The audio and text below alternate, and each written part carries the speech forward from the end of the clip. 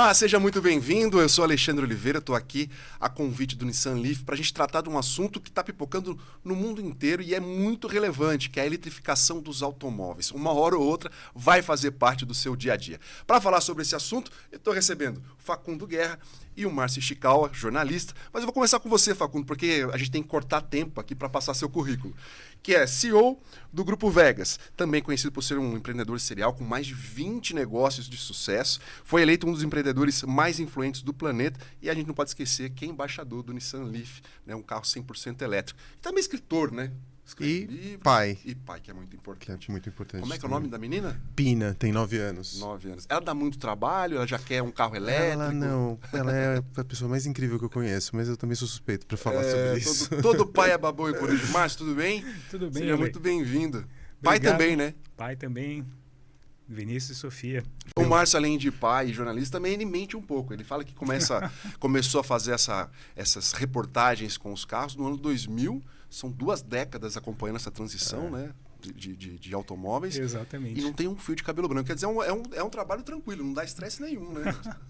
Quem me dera, quem me dera.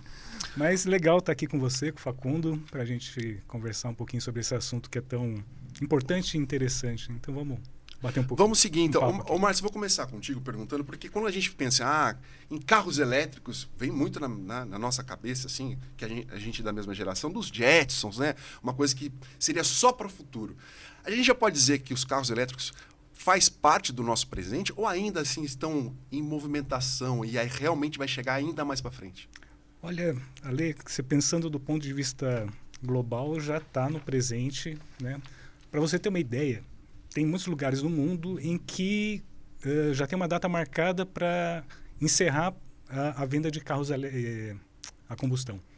Por exemplo, na Noruega, em 2025 você não vai conseguir mais comprar um carro com motor a combustão lá. Na verdade, lá acho que em 2023 você já não vai mais ter, né? Eles vão conseguir antecipar essa meta. A União Europeia, se não me engano, está pensando isso para 2035, reunido 2030. Então é uma coisa que já está aí, né, na nossa porta. E claro que os países têm alguma diferença, né, do potencial econômico, então isso acaba gerando essa diferença, mas uma hora ou outra isso vai chegar aqui também. Né? Não tem dúvida. Você sabe que eu parto do pressuposto que não existe futuro, né? Ele é parido e operado aqui no presente. A gente faz o futuro aqui. E é muito... E eu me ligo muito na cultura na hora de abrir um negócio meu e eu fico lendo muitos sites muito sobre tecnologia e tudo mais. E é interessante como a gente percebe que 2021, 2022 foram os anos em que o carro elétrico ele sai do campo de uma promessa e ele começa a decantar para o presente inevitável. Então a gente agora antes a gente falava carro elétrico autônomo, isso tudo fica no campo do futuro dos nossos filhos. E acho que agora no campo cultural ele começou a decantar, está acontecendo e está acontecendo agora. Para você que é jornalista deve ser muito interessante ver essa mudança de paradigma, né, da combustão para a eletricidade. Sim, porque nos anos 2000 ali quando eu comecei, você não falava sobre isso, era um negócio experimental, tinha alguma outra experiência e muito rapidamente isso começou a entrar no cerne ali da indústria e hoje, né, você vê todas as marcas, a maioria das marcas comprometidas como a Nissan, né? Sim. Você pode falar sobre isso. E é muito também, até no campo cultural, porque eu acho muito importante antes da gente pensar sobre alguma coisa, onde que ele está inserido no campo da cultura. Você começa a ver essa transformação de um objeto, como o carro, para um gadget, porque ele já é um gadget tecnológico, né? Ele já entra, e você começa a se comportar como se ele fosse, por exemplo, o teu celular. Ele não está no campo ainda jamais ele está no campo do computador, do gadget, da ultra tecnologia, que não é mais aquela coisa mecânica, suja, cheia de óleo, que estoura, que tem mangueira, que, enfim, que parece, sei lá, metrópolis. Aí ele está entrando no campo do gadget pensando mesmo. Nisso, né? Hoje em dia, as oficinas mecânicas são muito limpas, né? Não existe mais... Com os carros elétricos, ainda a tendência é ficar muito mais rápido. Mais limpas ainda. O Márcio tocou no assunto que ele fala, né? Dependendo do país... tem uma regra a ser seguida, a chegada do carro elétrico vai ser mais rápida ou de uma forma diferente, mas tem a ver com o comprometimento da empresa também, né? De pensar e agilizar esse processo, não? Sim. Hoje em dia, por exemplo, o Nissan Leaf é o flagship da Nissan, né? Então a gente sabe que é o comprometimento da gente entender que a gente, obviamente, ainda vai ter um período de transição. Não sei se 10 anos, 15 anos talvez, mas agora as empresas estão entendendo, não, os nossos novos, a peça mais importante do nosso portfólio de produtos é elétrico e a gente está investindo nesse futuro, a gente está investindo nessa transição.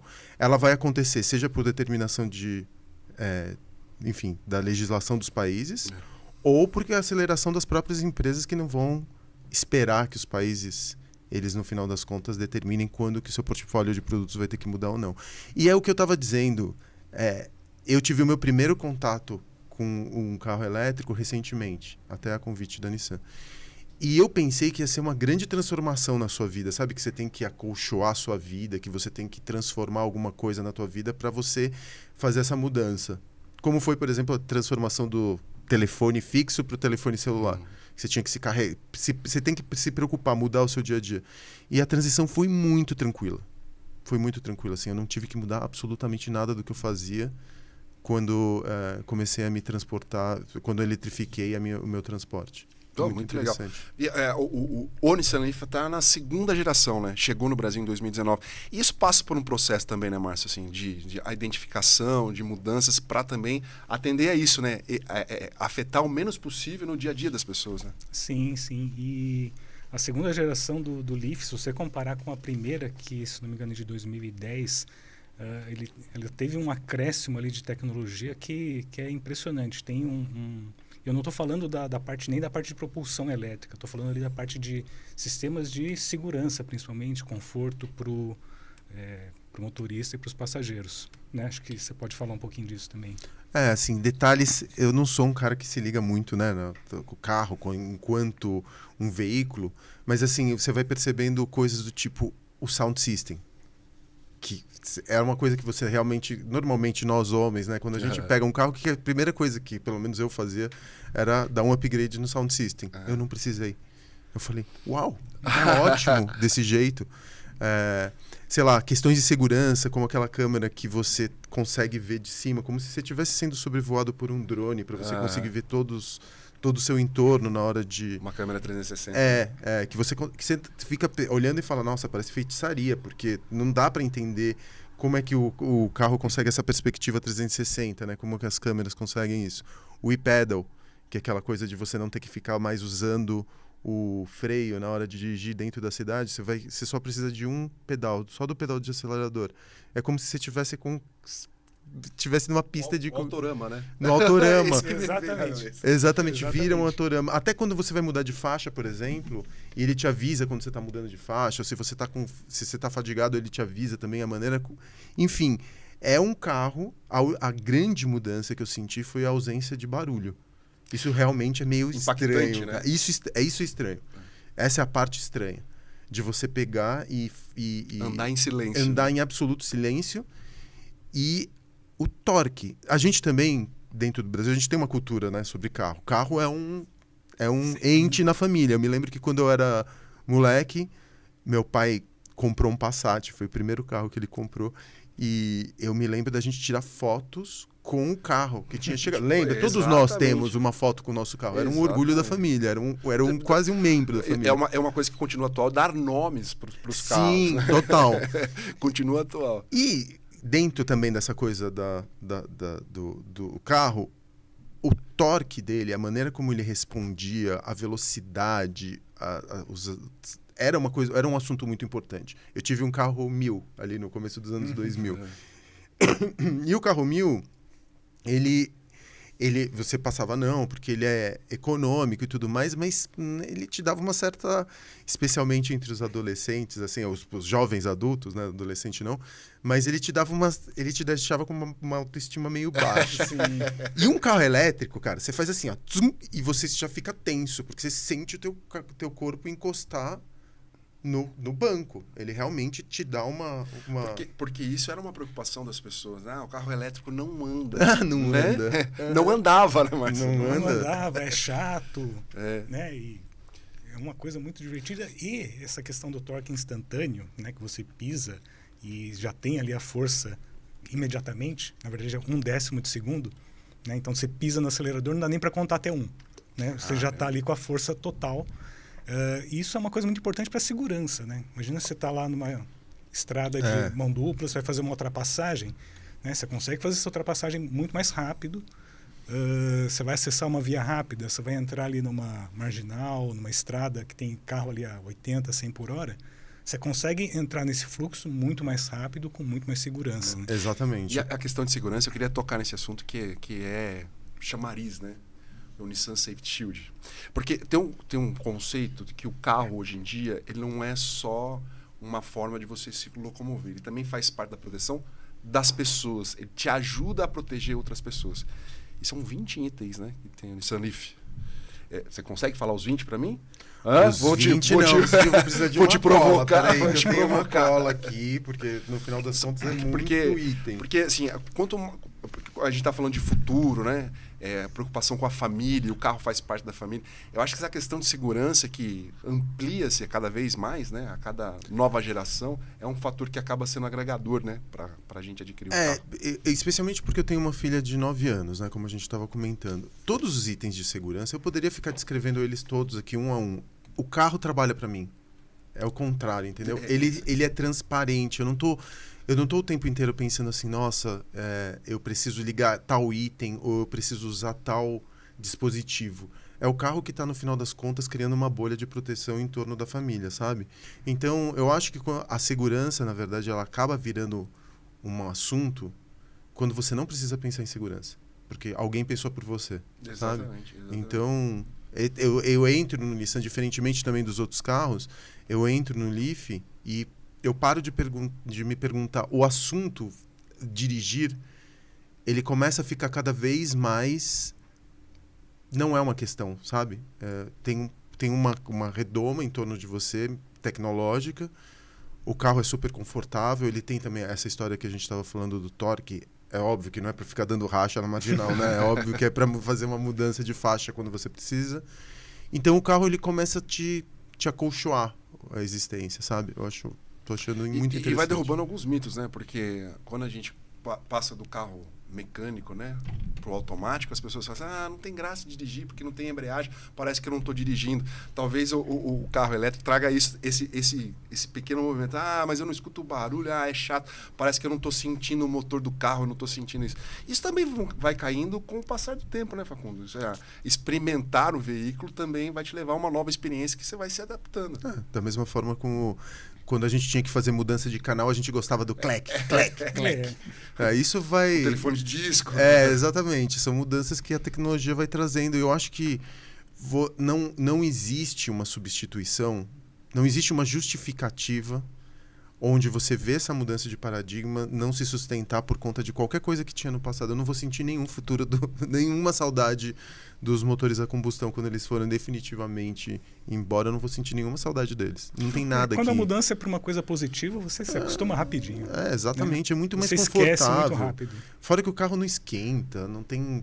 A manutenção é muito mais simples, porque não tem um monte de parte que fica assim. Tem muito menos peças mecânicas ali se movendo, sistemas auxiliares, então a manutenção de um carro elétrico é muito mais simples. Fora que assim, a gente já está acostumado a recarregar nossos gadgets, né? Eu tenho do lado do lugar onde eu trabalho, eu tenho uma régua e eu recarrego o meu tablet, eu recarrego o meu celular, eu recarrego o meu computador.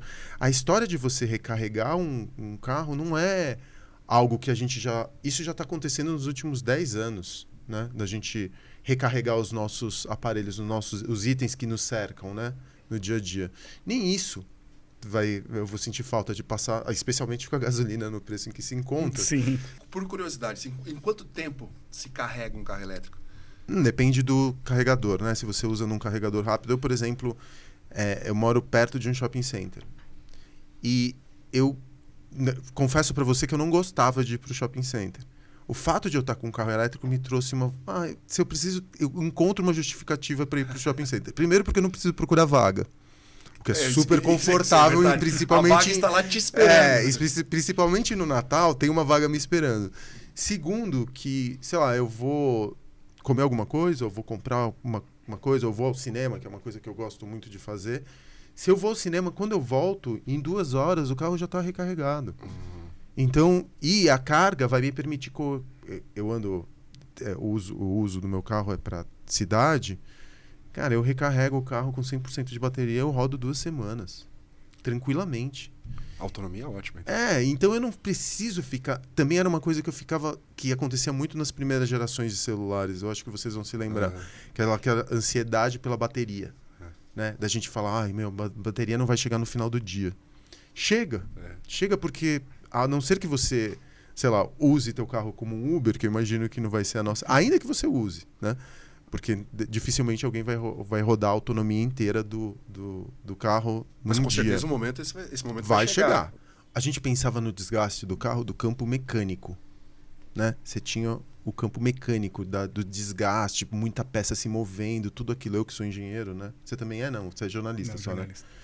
Né? Mas você sabe muito mais de engenharia do que eu, pelo menos automobilístico. E o Facundo é jornalista também. Então as não coisas... foi citado no currículo. As coisas iam se desgastando. Quando você tem um gadget, o que você precisa é de atualização. Você já não se livra, não tem mais aquela ansiedade de eu troco de carro a cada 2 anos, porque senão a manutenção vai ficar muito cara.